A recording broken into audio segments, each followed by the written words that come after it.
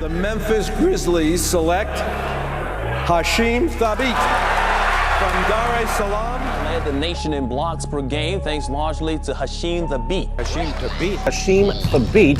Hasheem Thabeet gives them a shot blocker that can protect the rim. I'm not sure about his offense, but I know he can block shots. All the time I go out there, I want to be the best player out there. And that's how I accomplish defense, All the time you're coming down, I'm a block it. While Thabeet's assignment has given him the dubious distinction of being the highest ever draft pick sent down to the D-League. The biggest NBA bust of all time. You talking about a bust? It doesn't get much worse than that. Hasheem Thabeet was born February 16, 1987 in Dar es Salaam, Tanzania.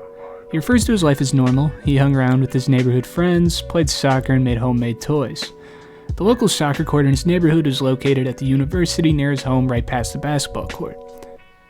There was a coach that often stopped him to ask him why he wasn't playing basketball, since Hasheem was a massive kid anyway, so it made sense to get him into the sport as soon as possible.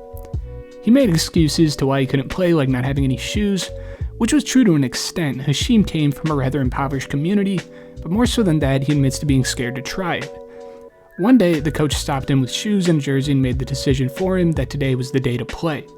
The coach asked him if he could dunk the ball, and Hasheem proceeded to throw down a hammer with the whole gym going apeshit, and decided that this is where he wanted to be. And this was where he belonged. He blossomed quickly into a dominating big, and he knew it. He quickly turned his focus to using basketball to help his family, but probably not in the way that you'd expect. The idea of playing basketball to get a free education became the main draw to the sport, and Thabeet started climbing the ladder. He leveraged success in Tanzanian tournaments to get a spot on a Kenyan team with a much bigger basketball scene in Kenya. During his time here, he would spend his limited time on the internet rifling off cold emails to college coaches. He ended up receiving a break from an American businessman scouting African talent for a prep school. He was now in the mix in America, getting tossed around to 3 different prep schools during his time in high school. Thabeet played well, averaging 16 points and 4 blocks his senior year, but the recruiting height was rather dry. He ended up receiving an offer he couldn't refuse, landing him at the University of Connecticut. The idea of a 7'3" defensive anchor with solid footwork from his soccer stint was more than tempting, but coming into college he was extremely raw. Coach Jim Calhoun straight up said he couldn't play at all. His 6 points per game average speaks numbers for the lack of offensive skill that he had, but defensively was a very different story. Thabeet left his mark on the NCAA with his reputation of blocking shots and altering shots around the rim. His defensive impact was as clear as day. There's no peace of mind attacking the basket with the 7'3" Tanzanian meeting you at the rim. His sophomore season, he saw an increase in minutes, which led to an increase in production, and also an increase in his defensive skill set. Hasheem saw an increase in block shots this year, with averaging nearly 3 blocks for every foul that he commits, a very impressive number. His timing was excellent and he was unstoppable in sitting under the basket, and his junior year was another building block in his career. This is where he began to gain national attention as a consensus top 3 pick in the NBA draft. His scoring numbers were up to 13.6 a game on very, very good efficiency, north of 60%, but this is where all the skepticism lied. Nearly all of the offensive production that you get out of Thabeet was coming off of offensive rebounds or dump-off points that are basically generated by teammates with him just standing under the basket. I think efficiency numbers are very misleading in this case, similar to NBA scenarios with guys like DeAndre Jordan shooting north of something like 70% from the field. It's not hard to score when you're being gift-wrapped shots in the paint. Many scouts shared the same opinion, but the idea of a 7'3" defensive weapon was very attractive at the time, and I guess teams kind of glossed over the noticeable holes that he had in his game. With graduating from college still a main goal of his and the main priority of getting into basketball to begin with, nobody turns down NBA money, especially when you're coming from where he came from, and the psychology degree was left in the past, declaring for the 2009 NBA draft. This was one of the most loaded drafts in a while, headlined by Blake Griffin, James Harden, Steph Curry, DeMar DeRozan, and other all-star level talent sprinkled throughout.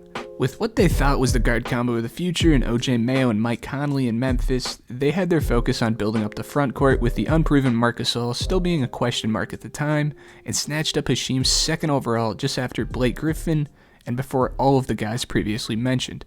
Expectations are huge. 2nd overall is a flattering achievement, yet a hindrance at the same time if this thing doesn't work out.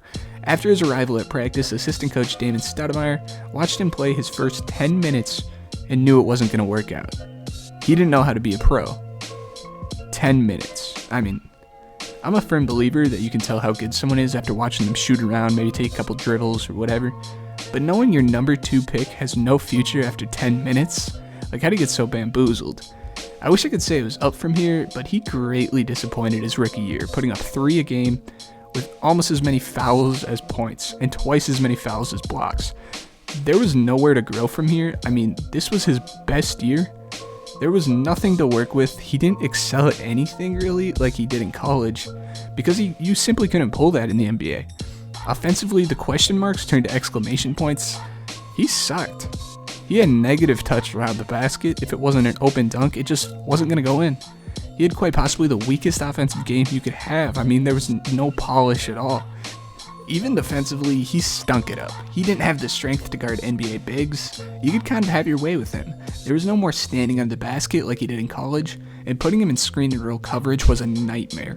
He couldn't keep up with anyone on the floor. I mean, he could barely keep up with most 5s. So there was really nothing I could point to, X's and O's wise, to convince you that he was ready for the NBA. Memphis gave up on him in the following year, sending him down to the D-League, the highest pick to ever play in the minor leagues. They caught some flack for this move, but frankly, I just don't see a world where Hasheem was going to work out in Memphis. He was shipped shortly after in a trade to Houston, who traded him to Portland shortly after that, before cutting him in only a few months. Hasheem found his last stable position in OKC, playing on a very talented team. He was on the roster for about a year and a half, where he continued to stink it up, but I think this time says a lot about his character. I mean, he was very mentally defeated at this time. Being labeled a bust is not an easy thing for anybody. The 7'3" stud coming into the league was a failure undeniably, but teammates were still very fond of him. Durant, when speaking on Thabeet, said he's one of the hardest working teammates he's had. A lot of guys who find themselves in this position just take the millions they made and kind of just pack it up. But he was seriously working to find a spot on the team and just play his role to the best of his ability. He took this position seriously, which is probably the reason it lasted so long. He got his diet right, hired a chef, and would race his superstar teammates to practice, putting in as much time as anyone on the roster.